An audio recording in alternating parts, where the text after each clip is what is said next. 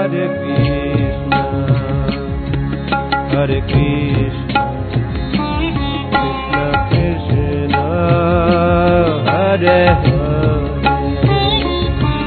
Hare Rama, Hare Rama, Rama Rama, Hare Hare.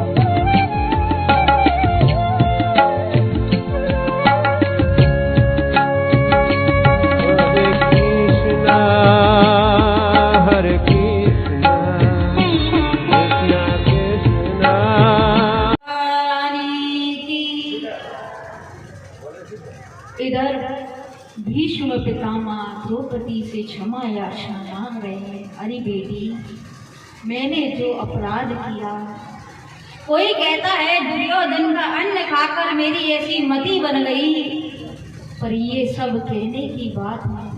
Draupadi बोल उठी, बाबा आप क्या नहीं कर सकते थे? आप दुर्योधन के बगल में, दुशासन के बगल में सिंहासन पर विराजमान थे। भरी सभा में कृपाचार्य, द्रोणाचार्य, दुर्योधन, दुशासन, भीष्म पितामह भरी सभा में मंच पर विराजमान है। इधर पांचों पांडव सर्वस्व अपना हार गए। अंत में द्रौपदी को युधिष्ठिर जी ने दांव पे लगा दिया। जैसे ही द्रौपदी को दांव पे लगाया कि क्या हुआ, भरी सभा में दुशासन को दुर्योधन ने आग्रह किया, जाओ केश पकड़कर द्रौपदी को मेरी जंघा पर बिठाओ। दुशासन सिंहासन से उठा, पांचों पांडव खड़े हैं। इस दृश्य को पांचों पांडव देख रहे हैं। द्रौपदी को केश पकड़कर खींचने लगा और द्रौपदी को जैसे ही केश पकड़कर खींच रहा था, द्रौपदी कहती है छोड़ दे, छोड़ दे दुशासन, मुझे छोड़ दे। पर नहीं माना। वो पापी दुशासन अपनी सारी मर्यादाओं को भूल गया। हे बाबा, आप इस दृश्य को देख रहे थे, आपने एक पल के लिए सोचा भी नहीं। दुशासन साड़ी खींचने लगा, खींचने लगा। द्रौपदी लज्जा के मारे दोनों हाथों से अपनी साड़ी को पकड़ लिया और युधिष्ठिर की तरफ देखती हैं। तुम तो धर्मराज हो ना, तुम तो धर्म की रक्षा करने के लिए धराधाम पर आए हो, मेरी रक्षा करो। दुशासन खींचता जा रहा है, खींचता जा रहा है। अर्जुन की ओर देखा, अर्जुन जी ने भी अपनी नजरों को नीचा कर लिया। अरे तुम तो गांडीवधारी हो ना, मेरी रक्षा करो, सुनते क्यों नहीं? अर्जुन जी ने भी मुंह फेर लिया। भरी सभा में सब विराजमान हैं, कोई द्रौपदी की रक्षा करने के लिए तैयार नहीं। भीम की ओर देखा, आपके अंदर तो 10,000 हाथियों का बल है ना, आप मेरी रक्षा करो। पर कोई भी रक्षा करने के लिए तैयार नहीं। सबने नजरों को झुका लिया। द्वारका में बैठे बैठे गोविंद भोजन करने वाले ही थे कि आंखों से अश्रुपात हो रहा है। भक्त पर, अपने भक्त पर जब विपदा आई है, गोविंद भी अपने आप को रोक ना सके। भगवान देखते हैं कि द्रौपदी ने अब एक हाथ से साड़ी को पकड़ा है, भगवान फिर भी नहीं आए। द्रौपदी ने अपने दूसरे हाथ को भी छोड़ दिया। दुशासन साड़ी को खींच रहा है, खींचता गया, खींचता गया। हम और आप सबकी भी यही दशा है। हम पर कोई कष्ट आ जाए तो किससे मांगते हैं, भैया हमारी रक्षा करो, संसारियों के पीछे भागते हैं। अरे जैसे द्रौपदी ने दोनों हाथ अंत में सोचा कोई मेरी रक्षा नहीं करेगा, उसी समय द्रौपदी कहती है, पकड़ लो हाथ बनवारी, नहीं तो डूब जाएंगे।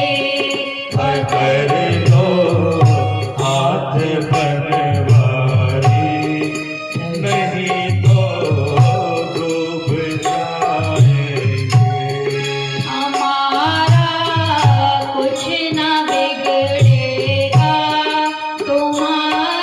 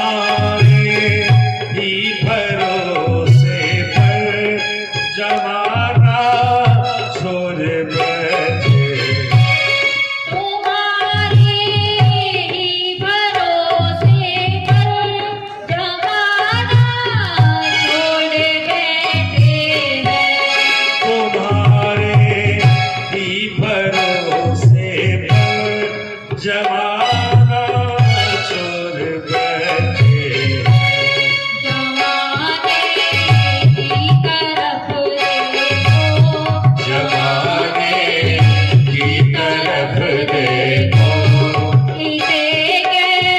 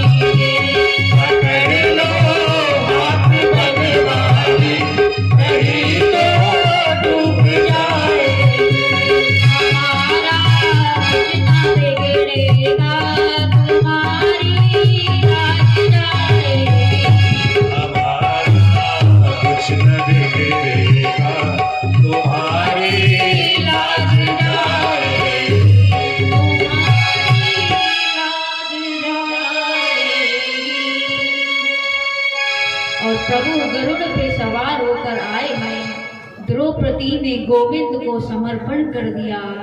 प्रभु भोजन की थाली छोड़कर भगवान से पहले सुदर्शन चक्र को आह्वान किया, जाओ द्रौपदी की साड़ी बन जाओ। और दुशासन खींचता गया और अंत में थक गया। इस प्रकार भीष्म पितामह सरसैया पर लेटे हैं। समय का अभाव है और आप सबसे निवेदन है, अगर आप ठीक 2 बजे से कथा में आ जाएं तो कथा ठीक 2 बजे से प्रारंभ होकर 6 बजे तक हो सके, क्योंकि ठंड का समय है और यज्ञ नारायण भगवान की आरती का भी समय होता है 6 बजे से 7 बजे तक। उसके बाद आप सब लोग रासलीला का दर्शन करते हैं, इसलिए अभी 4 दिन शेष बचे हैं। अरे आप सब लोग पुण्य के उदय होने से भागवत की कथा सुनने को मिली है। अरे जीवन में इस गंगा में आकर ही डुबकी लगा लो, तर जाओगे। इसलिए ठीक 2 बजे आप सब लोग उपस्थित हो जाएं।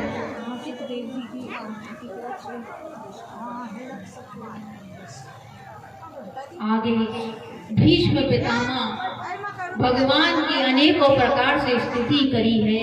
स्तुति करते करते करते करते अनेकों प्रकार से प्रभु से वार्तालाप हुई और अंत में अपने नेत्रों को स्थिर करके शरीर को त्याग दिया। 5 पांडव रोए हैं। भगवान श्री कृष्ण की आंखों से अश्रुपात हुआ है। भगवान भी भीष्म पितामह को देखकर रोने लगे। 5 पांडवों ने अंतिम संस्कार की क्रिया को पूरा किया। इस प्रकार अनेकों कथाएं आती हैं, समय का अभाव है। इधर भगवान द्वारका में जाने के लिए तैयार थे। प्रभु द्वारका चले गए। अर्जुन जी छोड़ने गए हैं। 6 माह बीत गए, अर्जुन नहीं लौटे। इधर सबको पता चला कि गोविंद द्वारका से धराधाम को जा चुके हैं। जैसे ही कुंती मैया ने सुना, अपने प्राणों को वहीं छोड़ दिया। इधर उत्तरा के गर्भ से ठीक 12 माह बाद किसका जन्म हुआ? परीक्षित जी महाराज का। बोलिए परीक्षित जी महाराज की जय हो। और परीक्षित जी महाराज का जन्म हुआ। बड़ा आनंद मनाया गया। 5 पांडवों ने बड़ा सुंदर परीक्षित जी का जन्म उत्सव मनाया। अनेकों प्रकार से परीक्षित जी को आशीष दिया। परीक्षित उसे कहते हैं जो संसार में आकर भगवान को खोजने लगे, भगवान को ही देखने लगे, और जिसकी गर्भ में ही परीक्षा हुई हो उसे परीक्षित कहते हैं। परीक्षित जी का दूसरा नाम विष्णु रथ भी है। जिस भगवान विष्णु ने गर्भ में रहकर परीक्षित जी की रक्षा की, ऐसे परीक्षित को हम और आप प्रणाम करते हैं। 5 पांडव द्रौपदी सहित स्वर्गारोहण में जाकर अपने शरीर को त्यागे हुए। इधर हस्तिनापुर की राज सिंहासन पे परीक्षित जी विराजमान हुए। परीक्षित जी अपने नगर में भ्रमण करने के लिए निकले हैं। राजा का धर्म है प्रजा की रक्षा करना, प्रजा की सुख समृद्धि का ध्यान रखना। घोड़े पर सवार होकर परीक्षित जी निकल पड़े। क्या देखते हैं? एक गौ माता एक बैल को देखकर रो रही है।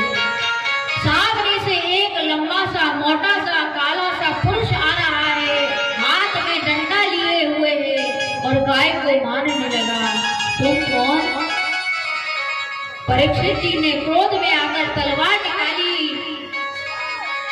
और मारने के लिए दौड़ पड़े। मेरे राज्य से निकल जा, तू कौन है? तो काला पुरुष कोई और नहीं, कहने लगा मैं कलयुग हूं।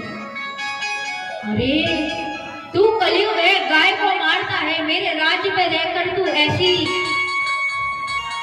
गौ माता पर कष्ट दे रहा है, तुझे रहने का अधिकार नहीं, तत्क्षण मेरे राज्य को छोड़कर निकल जा।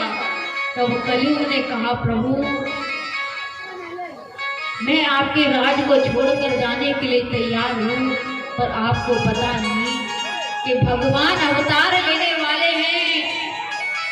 इसी कलयुग में मेरी इतनी महिमा है कि नाम लिए से जीवन में इंसान तर जाएगा, मनुष्य की मोक्ष को प्राप्ति होगी और स्वयं 547 वर्ष के कलयुग हो जाएगा। तब राधा कृष्ण मिलित श्री चैतन्य महाप्रभु धरा धाम पर विराजमान होंगे। ये मेरा ही प्रकाश है। स्कंद पुराण में बड़ा सुंदर वर्णन है। मायापुर धाम में श्री चैतन्य महाप्रभु प्रकट हुए। आज जो नाम प्रचार हम और आप करते हैं, नाम जप करते हैं, वो भगवान महाप्रभु की देन है। प्रभु मैं कहाँ जाऊं? मेरा बहुत बड़ा परिवार है। जहाँ मदिरा का पान होता हो, जहाँ वैश्या आगमन कराया जाता हो, जहाँ मांस का भक्षण किया जाता हो, जहाँ जुआ खेला जाता हो, 4 स्थान दे दिए। कहने लगा प्रभु मेरा परिवार तो बहुत बड़ा है, मुझे एक और स्थान दे दो। तब भगवान ने,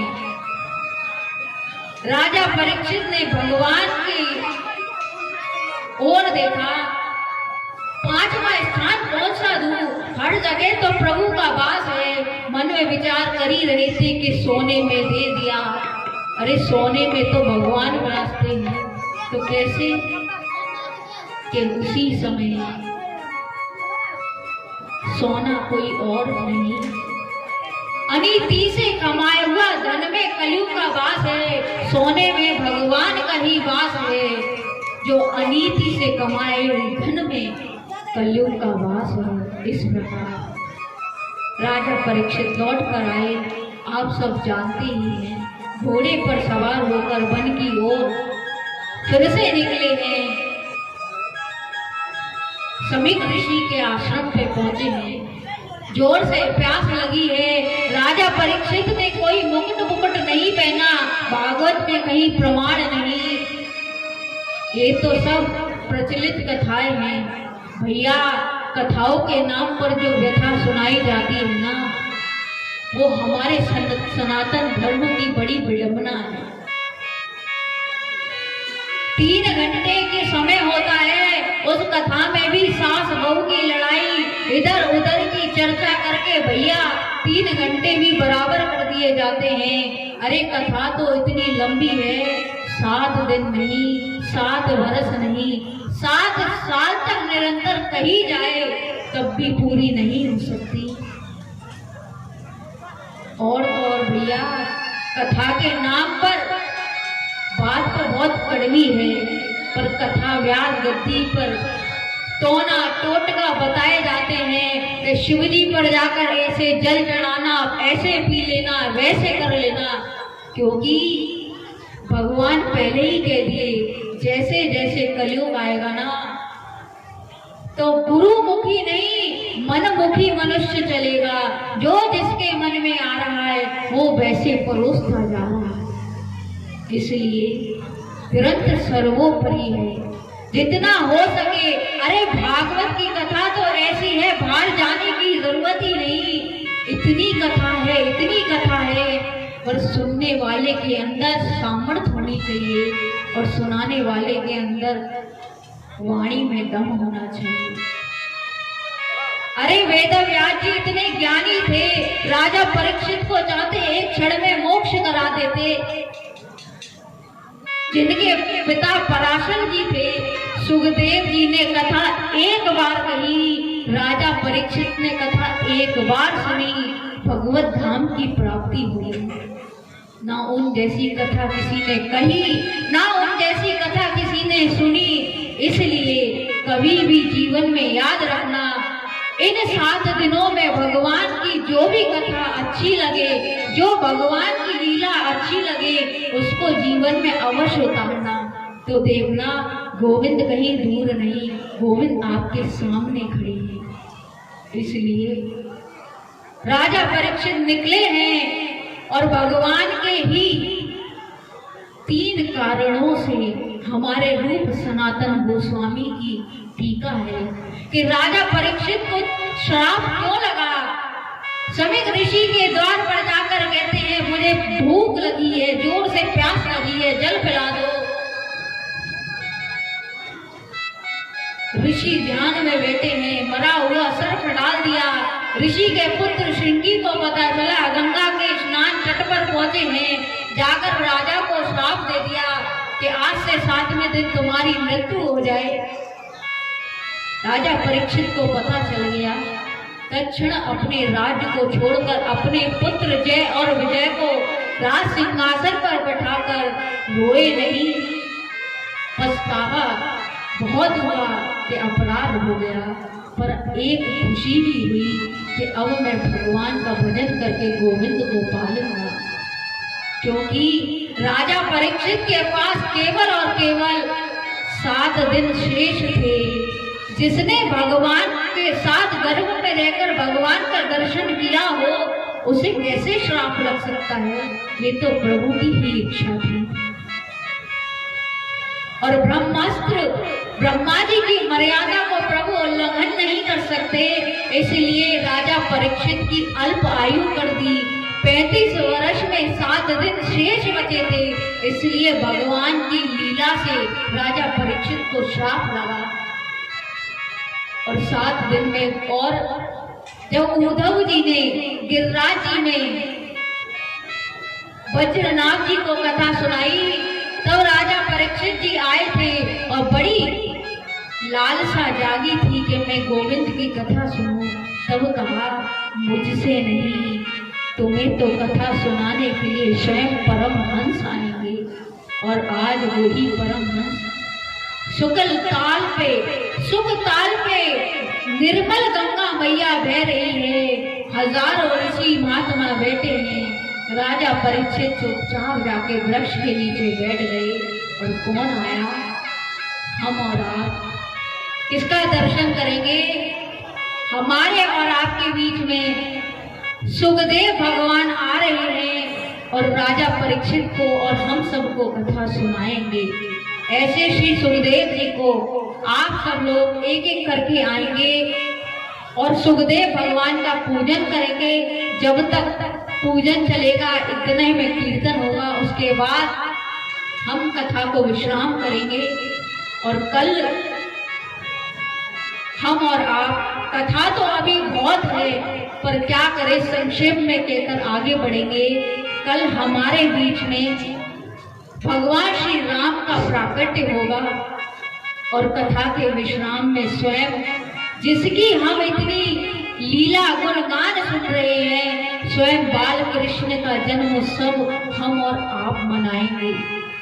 इसलिए आप सब माता बहनों से निवेदन है कि जब घर में हमारे किसी संतान का जन्म होता है तो क्या करते हैं? किस किस को पता है? जब घर में किसी संतान का जन्म होता है तो क्या होता है? उत्सव मनाया जाता है, गीत गाने भजन गाए जाते हैं। तो क्या करना है? कल ठाकुर जी की आप सबके बीच में बधाई बांटी जाएगी।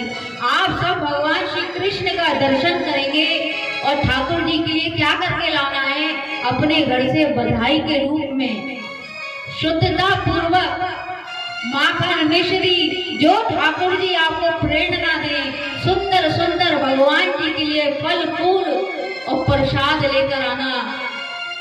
ऐसे ही ठाकुर जी की सेवा कर लोगे तो भैया मेवा मिलेगी और अन्यथा कुछ नहीं मिलने वाला। संसारियों के जन्मों में तो खूब नाचे होंगे, जगत पिता परमेश्वर के जन्म में नाच के देखना कितना आनंद आएगा। इसलिए कल सभी माता बहनें पीले वस्त्र पहन के आए और बड़े धूमधाम से अपने बाल कृष्ण भगवान का हम और आप स्वागत करेंगे। और कथा के बीच में वामन भगवान का भी दर्शन हम और आप करेंगे। आइए, राजा परीक्षित बैठे हुए हैं और किस प्रकार से सुखदेव जी महाराज कैसा स्वरूप है। छोटी सी कोपिन बांधी है, बिगड़ी हुई सी जटाएं हैं, कांधे पर जने हुए और आ रहे हैं। कहते हैं ना, अब कैसे उनकी बिगड़ी बनेगी? संतन के संगे